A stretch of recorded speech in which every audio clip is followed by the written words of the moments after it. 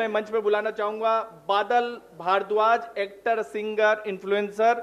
और अभी तक की जो चर्चा हुई, राजनेता यानी सियासत पे के बारे में भी चर्चा हो चुकी है, उद्योग के बारे में भी चर्चा हो चुकी है, शिक्षा के बारे में भी चर्चा हो चुकी है। अब चर्चा करेंगे हम युवाओं से, क्योंकि किसी भी देश, किसी भी राज्य, किसी भी जिले का अगर भविष्य बेहतर करना है तो युवाओं से चर्चा जरूरी होना चाहिए। तो बादल भारद्वाज जी से आप चर्चा को आगे बढ़ाएंगे। बादल भारद्वाज जी, एक्टर, सिंगर, इन्फ्लुएंसर, अपने बारे में थोड़ा सा खुद भी बता दीजिए क्योंकि फहरिस्त थोड़ी सी लंबी है। हेलो, मेरा नाम है बादल भारद्वाज और मैं सिंगर, एक्टर, इन्फ्लुएंसर और कंटेंट क्रिएटर हूँ। मेरी संगीत के क्षेत्र में शुरुआत जो है वो जब मैं 9 साल का था तब से हुई। मैं बचपन में ऐसे गुनगुनाता था तो मेरे पापा जी श्री संजय भारद्वाज जी ने सुना और उन्होंने मुझे म्यूज़िक टीचर के पास भेजा और उन्होंने मेरे सामने ऑप्शन रखा कि तुमको डॉक्टर, इंजीनियर या सिंगर बनना है या इस चीज़ में आगे बढ़ना है। तो मेरी इच्छा तो सिंगर बनने की ही थी, तो मैंने उनसे बोला मुझे सिंगर बनना है। तो मेरी जो भी पढ़ाई हुई है वो सिंगिंग में भी हुई है और ऐसे भी मेरा एमएससी केमिस्ट्री से कंप्लीट है और उनका हमेशा मुझे सपोर्ट मिलता है और मैं आगे बढ़ता जा रहा हूँ। सिंगिंग या जो भी आपने सीखा, एक्टिंग या दूसरी तमाम चीज़ें, वो सिर्फ क्या मध्य प्रदेश में रह के या फिर मुंबई या दूसरे राज्य भी आप गए थे, और किस तरीके से आपका संघर्ष रहा? जी, सबसे पहले मेरे जो गुरु थे वो मनोहर दास जी थे, जो कि छिंदवाड़ा से 70 किलोमीटर दूर रहते थे, है मतलब। तो उस समय पापा WCL में जॉब करते थे, तो उनका जॉब रहता था सुबह 8 बजे से लेकर शाम 5 बजे तक। तो मुझे रोज पापा जैसे ही ऑफिस से आते थे तो शाम को 5 बजे उन्होंने खाना खाया आके, फिर वो मुझे 70 किलोमीटर दूर ले जाते थे। 70 किलोमीटर रोज? जी बिल्कुल। और उसके बाद वहाँ पर मेरी मतलब मैं सीखता था। सीखने के बाद में फिर मैं वहाँ से रात में 11-12 बजे निकलता था। हम लोग 2 बजे तक पहुँचते थे घर, फिर खाना खा के सोते थे, फिर पापा सुबह ऑफिस। बड़ा संघर्ष रहा आपका भी। मैं चाहूंगा कि माइक दिया जाए इनके पिताजी को भी। किस तरीके से आप अभी तक की बात की जाए, कंटेंट की बात करें या फिर हम सिंगिंग की बात करें या फिर एक्टिंग की बात करें, अभी तक के बारे में बताइए कि क्या क्या आपने हासिल करा है? जी, जब मेरा फर्स्ट एल्बम आया, जब मैं 10-11 साल का था, तो उस समय हम लोग रिकॉर्डिंग के लिए जबलपुर गए, रायपुर गए। हम लोग ने बहुत सारी जगह में जाके बहुत हम लोगों को स्ट्रगल करना पड़ा। शुरुआती समय में जैसे हम नए थे, तो जैसे जिस गाने की रिकॉर्डिंग के लिए 10,000 रुपये लगते थे, तो हम लोगों से 25,000 रुपये की डिमांड करते थे और हम लोग उस समय करते थे भी।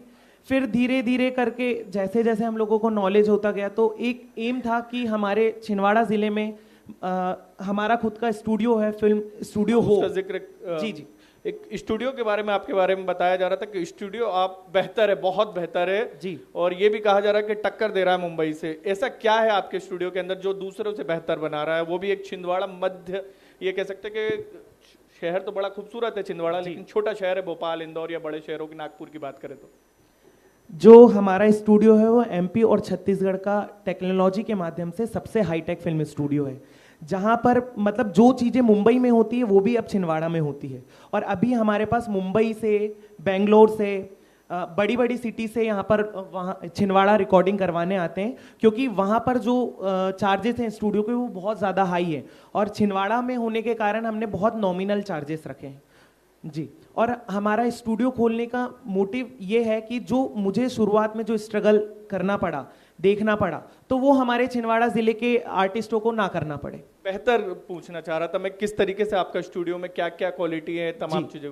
हमारे स्टूडियो में जो वर्ल्ड का सबसे बेस्ट माइक है नॉयमन U87, वो हमारे पास छिंदवाड़ा मध्य प्रदेश में उपलब्ध है, जो कि आसपास के जिलों में और आसपास के जो प्रदेश हैं उस पर भी नहीं है। और जो हमारा साउंड कार्ड है, ऑडियो इंटरफेस, वो भी सबसे हाईटेक है। मतलब हम लोग फिल्म इंडस्ट्री में जो मुंबई में कैमरा, ऑडियो रिकॉर्डिंग के लिए इक्विपमेंट्स यूज होते हैं वो सारे छिंदवाड़ा में उपलब्ध हैं। आप सिंगर भी हैं? जी। कितनी भाषा में आप गा लेते हैं लगभग? मैं 6 से 8 भाषा में सिंगिंग कर लेता हूँ। तो सब लोकल भाषा है? हाँ, कुछ लोकल भाषा है उसमें, जैसे गोंडी हमारे यहाँ पर जो मेनली भाषा है, छत्तीसगढ़ी, मराठी में थोड़ा थोड़ा, हिंदी। मराठी तो जी जी राज्य जी जी जी जी महाराष्ट्र। उस पर चर्चा करेंगे हम, के गाएंगे भी, आपको थोड़ा सा गुनगुनाएंगे भी जी। लेकिन आप स्वच्छता के ब्रांड एम्बेसडर भी हैं छिंदवाड़ा में। किस तरीके से आप लोगों को जागरूक कर रहे हैं, खासकर स्वच्छता की बात की जाए? शहर तो काफी स्वच्छ है ही, खूबसूरत भी है। जी जी, हमारे यहाँ हमारे सामने भी महापौर जी उपस्थित हैं, उन्हीं के द्वारा मुझे ब्रांड एम्बेसडर बनाया गया है। हम लोग मतलब आप ये समझिए कि मंथ में 20-25 दिन हम लोग के कैंपेन चलते ही हैं। किस तरीके के कैंपेन रहते हैं वो आपके? जी जी, हम लोग मोहल्ले में जाते हैं, छोटी छोटी गलियों में जाते हैं, वहां पर लोगों को स्वच्छता के लिए जागरूक करते हैं, डस्टबिन यूज करने के लिए जानकारी देते हैं कि आपको 2 प्रकार के डस्टबिन यूज करना है, साथ में उनको अवेयर करते हैं और वो लोग भी हमारा नगर निगम का सपोर्ट करते हैं और हम लोग प्रयास करते हैं कि हमारा छिंदवाड़ा भी स्वच्छता में नंबर 1 हो। सहयोग मिलता है? जी मिलता है। आपके बेटे ने बताया कि संघर्ष बड़ा लंबा रहा है, 70 किलोमीटर आप रोज दूर लेके जाते थे, फिर लेके भी आते थे और दिन भर आपकी वर्किंग भी रहती थी। लगभग बादल जब 6 साल का था तो एक दिन ये बाथरूम में गुनगुना रहा था कुछ, तो मेरे को ये लगा यार ये कुछ गाएगा, तो मैंने फिर मेरे एक मित्र से बोला, मैंने कहा यदि ये बादल कुछ गा सकता हो तो बताइए। तो उन्होंने इसको बोले कि मेरे पास में आप लेके आइए, मनोहर दास जी जो डोंगरिया के हैं जिले के।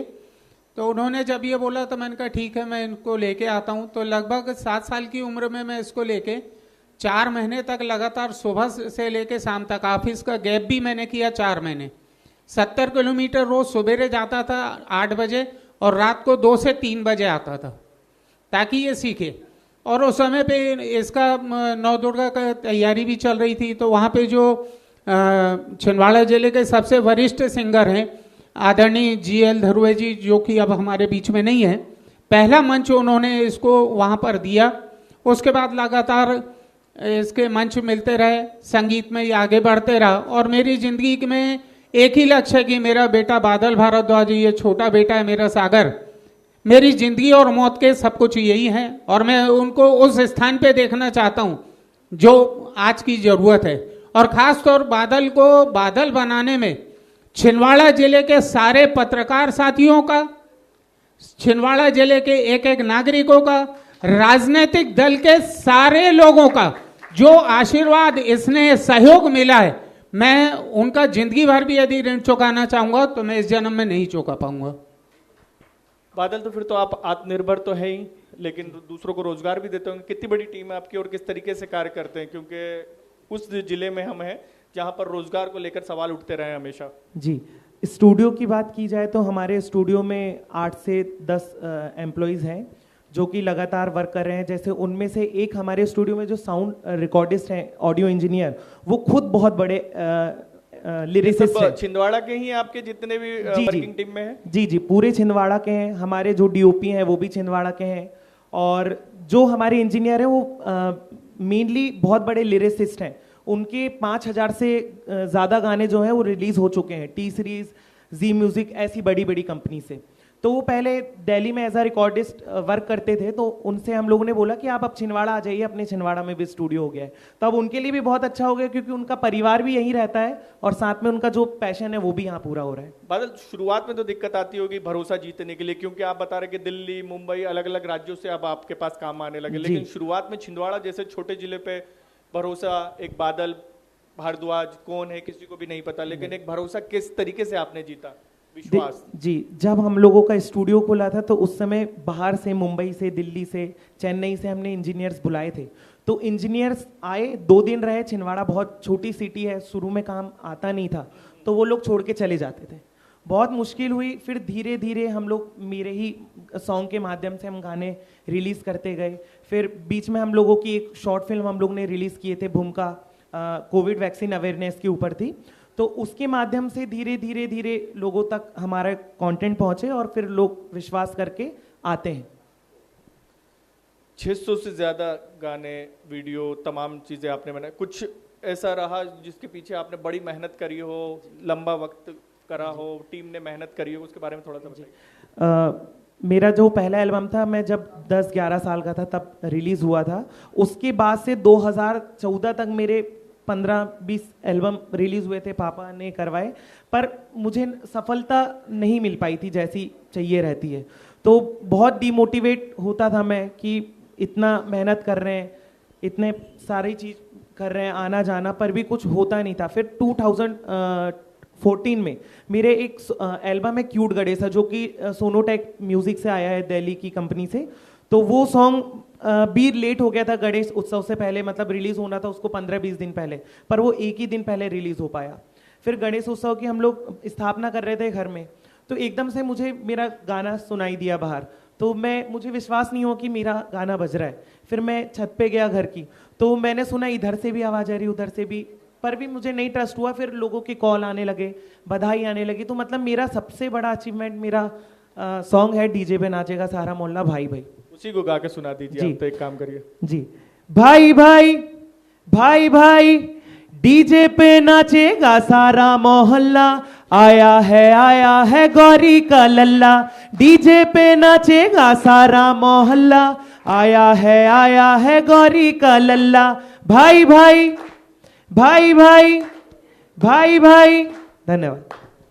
इसके अलावा जैसे आपने बताया मुझे कि बुंदेलखंड की भाषा हो, महाराष्ट्र की भाषा हो, मराठी की भाषा, इसके ये भाषा भी आपको आती है, गाते होंगे, इसको लिए भी? जी, इसमें मेरे डिवोशनल सॉन्ग है, तो मैं आपको बताता हूँ।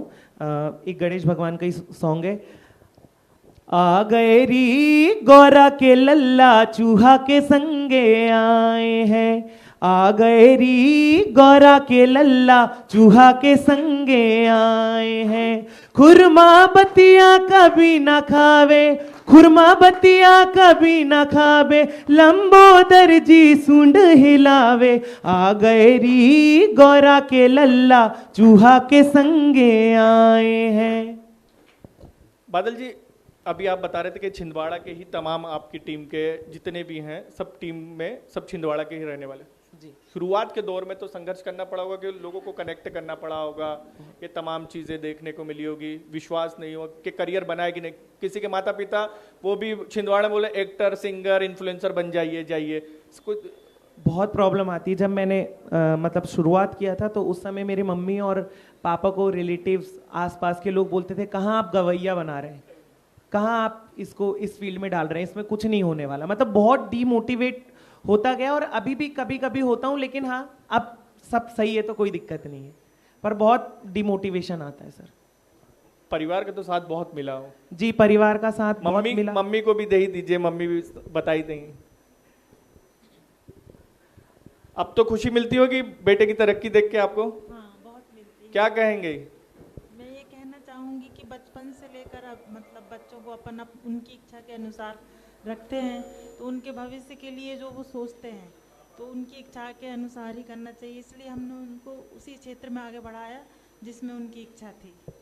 आप कैसे ये कह सकते हैं कि उन माता पिता को भी एक मैसेज दे सकते हैं हम लोग, जो जबरदस्ती अपने बेटे को कुछ और बनाना चाहते हैं, बनना कुछ और चाहते हैं? क्योंकि आपके पिता ने बोला कि हमने गाते हुए आपको सुना और कहा कि आप ये अच्छा गा सकता है, तो ठीक है।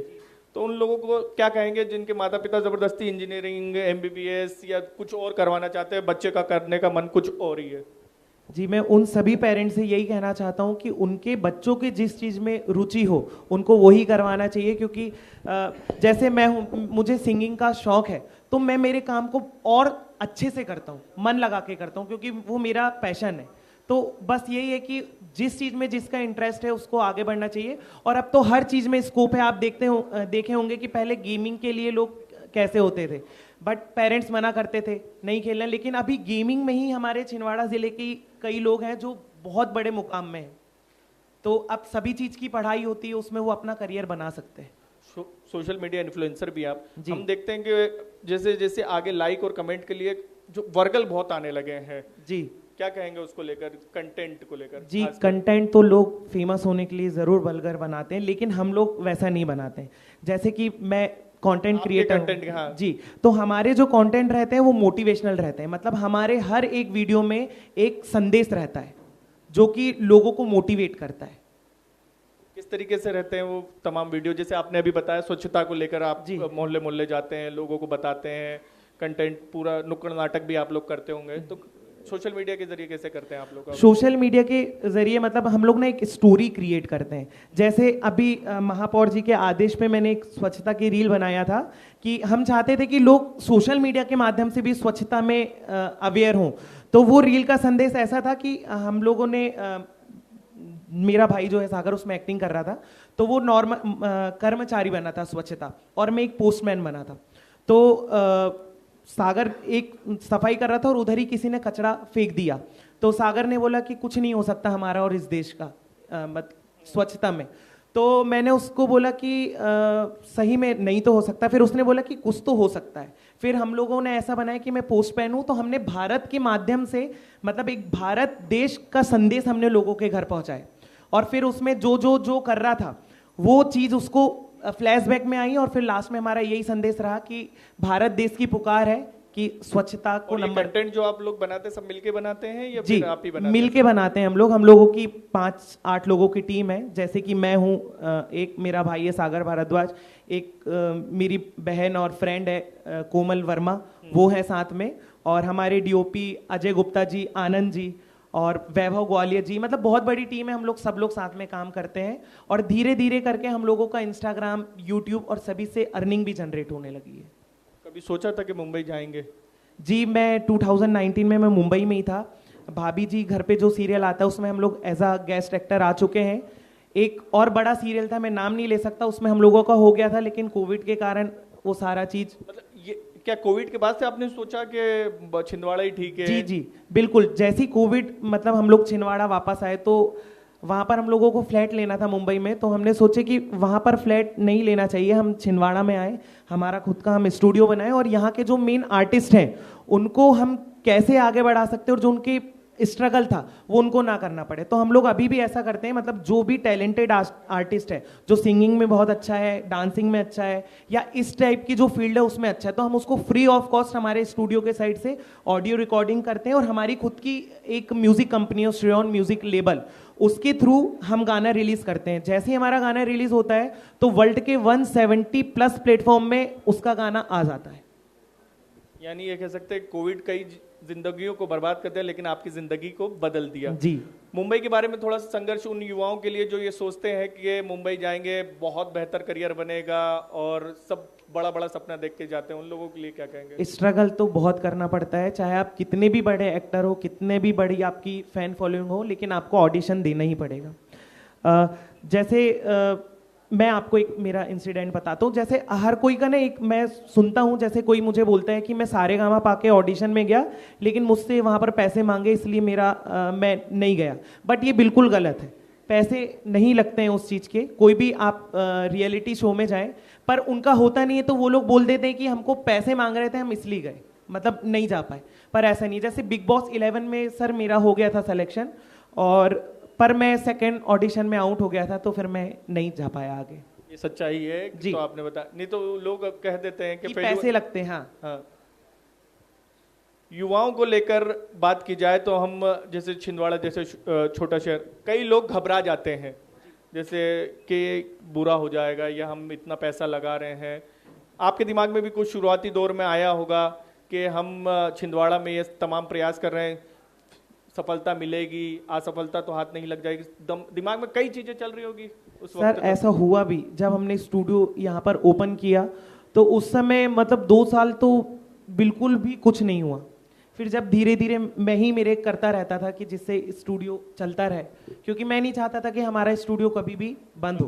पर 2 साल के बाद में जैसे जैसे गाने जाते रहे, हमारे जो स्टूडियो की खूबियाँ हैं उसके थ्रू हम लोग जो गाने मिक्स करते हैं, मार्केट में रिलीज करते हैं, तो उसकी ऑडियो क्वालिटी, वीडियो क्वालिटी बहुत इनहेंस होती है।